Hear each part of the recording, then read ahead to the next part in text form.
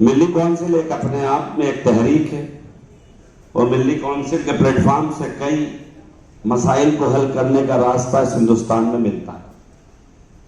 दो बातें यासीन भाई, क्योंकि मैं आज चला जाऊंगा तो आपसे जरूर ये कहूंगा कि कल मिली काउंसिल में रखी जाए, क्योंकि पूरे मुल्क के हिंदुस्तान में एक बड़ी तंजीम हमारी है जिस पर हम सब लोग एतमाद करते हैं, all India Muslim personal law board. हम सब उसके रुकन भी हैं, लेकिन उसका दायरा है। उस दायरे के बाद एक ही वाहिद तंजीम है मिली काउंसिल, जो तमाम दीगर हमारी जो परेशानियां उसको उठाने का एक प्लेटफॉर्म है, उसको हल करने का एक प्लेटफॉर्म है। यही एक वाहिद वो प्लेटफॉर्म है जिससे हमको वो आजादी और वो काम करने का मौका मिलता है। दो चीजें अभी बहुत ज्यादा शिद्दत से इस मिल्लत को परेशान कर रही है, एक एनआरसी और एक कश्मीर के हालात। मैं आपको अल्हम्दुलिल्लाह ये बात फख्र से भी कह सकता हूं कि मिली काउंसिल के एक छोटे से कारकुन होने के नाते जब कश्मीर पे 370 पर बात आई, तब से पहले भी मैंने बेबाकी से अपनी बात रखी और मध्य प्रदेश के गवर्नर के पास मध्य प्रदेश के जितने कश्मीर के स्टूडेंट थे उन सबको ले जाकर लालजी टंडन के दरबार में खड़ा कर दिया। तो फरियाद जिलानी साहब, टंडन साहब पूछ रहे थे ये क्या है, तो मैंने कहा बोलना पड़ेगा, गवर्नर हो आपकी जिम्मेदारी है, आप मध्य प्रदेश के गवर्नर हो और ये बच्चे परेशान हो रहे हैं, इनके माँ बाप कहाँ हैं, इन बच्चों की बात नहीं हो रही। तो मैं आपको ये कहना चाहता हूं कि मध्य प्रदेश के गवर्नर से वहां के इंतजामिया की बात कराई और पूरे बच्चों को मध्य प्रदेश से उनके घर पहुंचाए और वो वापिस अभी होकर भोपाल आए 2 दिन पहले।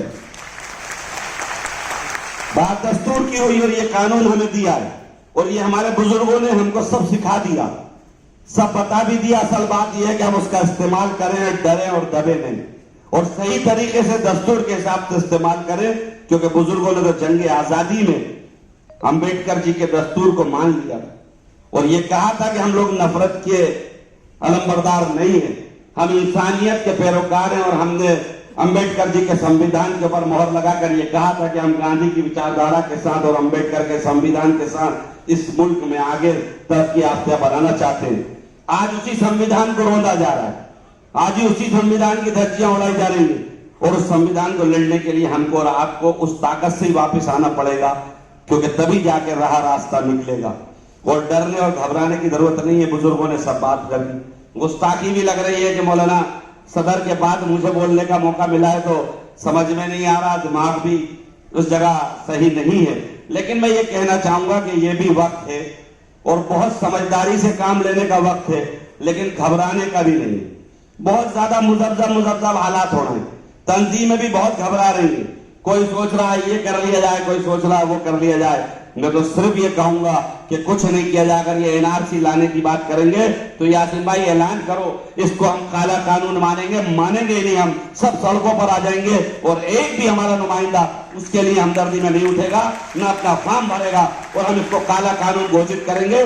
जैसे बुजुर्गों ने अंग्रेजों से लड़ा था, हम इन चोर और मक्कारों से लड़ेंगे और ये बताएंगे कि ये देश अंबेडकर के संविधान से चलेगा, गोडसे की विचारधारा से नहीं चलेगा।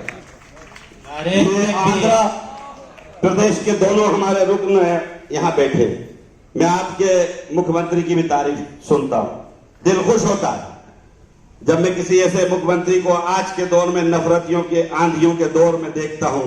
तो ऐसे बरादरान वतन की हर तरह से अगर कोई कमी पेशा भी होती है तो उसको दूर कर कर उसके साथ खड़े होना चाहिए और मजबूती के साथ उसको आगे बढ़ाना चाहिए, क्योंकि आज के दौर में इस नफरत की आंधी में अगर वो हमारे साथ आगे बढ़कर काम कर रहा है तो हमें हिमायत करना चाहिए और मजबूती देना चाहिए। मैं आंध्रा के मुख्यमंत्री का शुक्रिया अदा करता हूं और उम्मीद करता हूं हमारी पार्टी से भी कि हमारी पार्टी के आला नेता भी ऐसे लोगों की नजीर को अपनी नजीर बनाते हुए जो हमारी पार्टी की विचारधारा थी उस पर बढ़ेंगे, तो मुझे उम्मीद लगेगी कि आंध्रा की नजीर पूरे हिंदुस्तान में घूमेगी।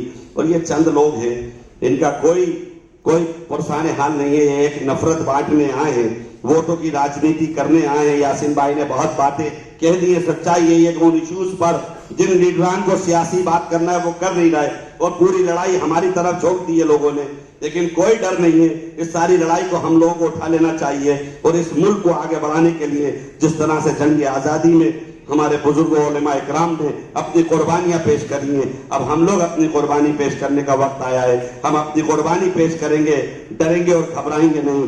दीन पर ये बात सच है जो बुजुर्ग ने कहा कि हम अपनी मस्जिदें आबाद नहीं करते। मैं नौजवानों से कहता हूँ, मस्जिदें आबाद करो, चौराहों से मत काम करो। मस्जिदें आबाद करना पड़ेगी, तभी हमें अल्लाह की भी मदद आएगी। आखिर में यही बात कि आप लोगों ने बहुत अच्छे इंतजाम करे, बहुत बहुत शुक्रिया। यहाँ मुझे बोलने का मौका दिया, बहुत शुक्रिया। आप मिल्ली काउंसिल को मजबूत करिए। डॉक्टर मंजूर आलम साहब, सदर साहब, रिफाई साहब, खालिद सैफुल्लाह साहब एक हमारा सरमाया है, और जफरयाब जिलानी साहब का तो सब लोगों को बहुत शुक्रिया अदा करना चाहिए कि इतने इल्जामातों के बाद जफरयाब जिलानी साहब से मेरा बरसों रिश्ता है, लेकिन मैं जानता हूं कि इतने इल्जामातों के बाद, मैं अभी कह रहा था हजरत भाई से जब गाड़ी में आ रहा था कि जफरयाब साहब को तो हिफ्ज हो गई है बाबरी मस्जिद का एक एक पन्ना। ये एक एक पन्ना खोल के बता सकते हैं कि बाबरी मस्जिद के किस पन्ने पर हमारा कौन सा सबूत दर्ज है, और यकीनी तौर से बाबरी मस्जिद का फैसला टाइटल सूट के हिसाब से आना है जो संविधान कहता है, और वो इंशाल्लाह हमारे हक में आएगा। खुदा हाफिज़। जज़ाकल्लाहु खैरन हसनल जज़ा। हज़रात आप हमारे मिलत टाइम्स की वीडियोस देखने के लिए यहाँ क्लिक करके सब्सक्राइब करें, और हाँ, बेल आइकन जरूर दबाएं। अगर फेसबुक पर देख रहे हैं तो पेज लाइक करें। ताज़ा तरीन खबरों और मज़ामीन के लिए विजिट करें हमारी वेबसाइट www.millettimes.com। हमारी ये वेबसाइट उर्दू, हिंदी, इंग्लिश तीनों लैंग्वेज में मौजूद है।